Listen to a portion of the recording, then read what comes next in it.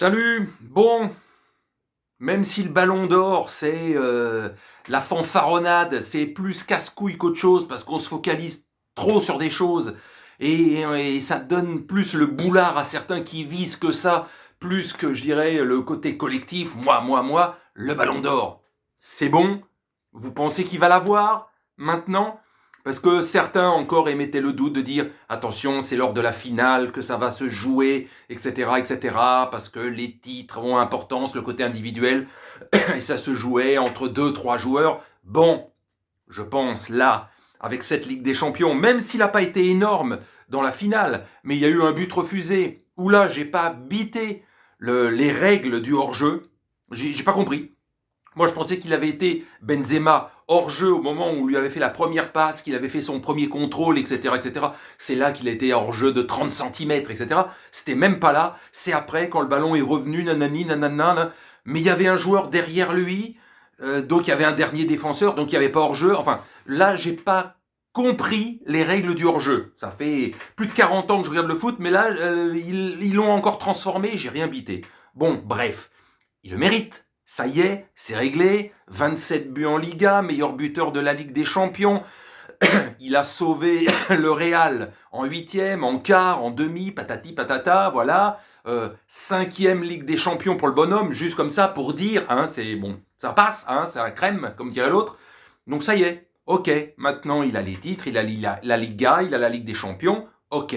Voilà, ça, pour moi, c'est fait. C'était déjà quasiment certain. Avant, rien que le fait d'aller en finale de la Ligue des Champions faisait qu'il était le grandissime favori pour le Ballon d'Or, même si je vous dis, le Ballon d'Or, on se focalise là-dessus, alors que c'était une grosse connerie, quoi. On se focalise sur un joueur en particulier, alors que rien ne se fait sans l'équipe autour, mais le joueur qui met la plus-value dans l'équipe. Bon, ça, c'est fait aussi. Je veux juste revenir aussi, à la fin, sur les incidents. Alors depuis hier, on entend tout, chaque version, etc., etc. Mais enfin bon, comme disent certains, on passe pour des cons. Parce que là, c'est une organisation. La Ligue des Champions était prévue ailleurs, hein, c'était en Ukraine ou en Russie, je ne sais plus, elle était prévue. Et ça s'est décidé quelques semaines plus tard pour que ça soit finalement au Stade de France. Bon, voilà. C'est pas la première fois apparemment qu'il y a des soucis au Stade de France. Au Stade de France, pas à Paris, au Parc des Princes. Au Parc des Princes, ça se serait passé tranquille. Déjà, bon, il n'y a pas 80 000 personnes, il y en a 45 à 50 000 à faire rentrer. Donc déjà, voilà, mais ils maîtrisent beaucoup mieux. Au Stade de France, apparemment, c'est le bordel. C'est régulièrement un petit peu, voilà, ils sont pas au niveau, ni les stadiers, ni ceux qui font rentrer. Les contrôles sont trop longs. Tu mets 3 plombes à rentrer dans le stade. Donc c'est pour ça, apparemment, que, voilà, des milliers de supporters, que ce soit anglais ou espagnol, surtout anglais apparemment, voulaient rentrer, évidemment. Alors la plupart avaient leur billet, mais on leur interdisait de rentrer parce qu'ils se disaient oh, le match c'est dans 20 minutes, on est encore là comme des cons, il va nous falloir 3 quarts d'heure avant d'arriver dans le stade. Donc il faut accélérer le mouvement, donc ça commençait à chauffer. Puis il y a quelques centaines qui ont voulu rentrer sans billet, donc ça a foutu la merde, plus quelques dizaines de profiteurs, de merdeux, de connards qui ont voulu racketter tout ça en volant les billets, etc., en rackettant, en agressant les supporters ou anglais ou espagnols. Enfin bon, voilà.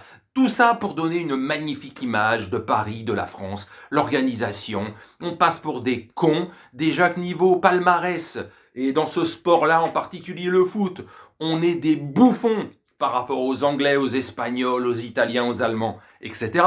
Mais même dans l'organisation, dans les grands événements, voilà, on passe pour des cons. 98, la Coupe du Monde, voilà, ça semble très très loin, mais voilà. Donc c'est bien, c'est comme dirait l'autre, c'est encourageant pour les Jeux Olympiques qui vont arriver dans 2 ans, quoi. L'organisation sur Paris notamment, et tout ce qui doit se passer au Stade de France. Bravo, bravo. Parce qu'apparemment, il y a beaucoup d'incompétences d'en haut jusqu'en bas, jusqu'au stadier. C'est très très limite le niveau, quoi. Donc bref, voilà. Bravo pour Benzema, bravo pour Thibaut Courtois, etc. Donc, 5e Ligue des Champions pour Benzema et donc à 99,99% le Ballon d'Or. S'il l'a pas, bon, bah alors là, on est dans la 8e dimension et on peut tout péter, ça c'est clair, net et sans bavure. Et donc, tous les bordels qui a fait que ce match a commencé avec plus d'une demi-heure de retard. C'est la première fois depuis 40 ans que c'est pas arrivé, depuis le drame du Heysel en 85, où il y a eu 59 morts et on a reculé le coup d'envoi d'1 heure. Mais le match a eu lieu alors qu'il y a eu 59 morts avec des bastons, des gens bousculés. J'avais 16-17 ans à l'époque, ça m'a marqué à vie de voir ça en direct.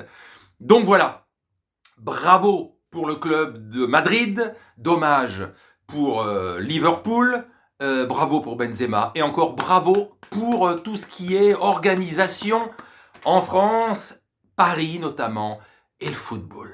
Voilà, on est toujours top niveau, nous. Allez, salut.